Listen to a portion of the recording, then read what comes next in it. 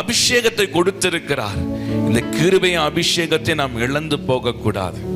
ஒரு பரிசுத்தவான் இடத்துல ஒரு வாலிபன் வந்து கேட்டானா, ஐயா, நான் ஒவ்வொரு நாளும் நான் ஏசப்புவுக்காக நான் பரிசுத்தமா வாழணும், என் ஓட்டம் ஜெயமா இருக்கணும், நான் ஆண்டவருக்காக ஊழியம் செய்யணும், ஆண்டவருக்காக எழுப்பி பிரகாசிக்கணும் நினைக்கிறேன், நான் என்ன செய்யணும் அப்படின்னு சொல்லி அந்த வாலிபன் ஒரு மூத்த தேவ மனிதரிடத்துல போய் கேட்கும் போது அந்த பரிசுத்தவான் சொன்னாராம், ஒவ்வொரு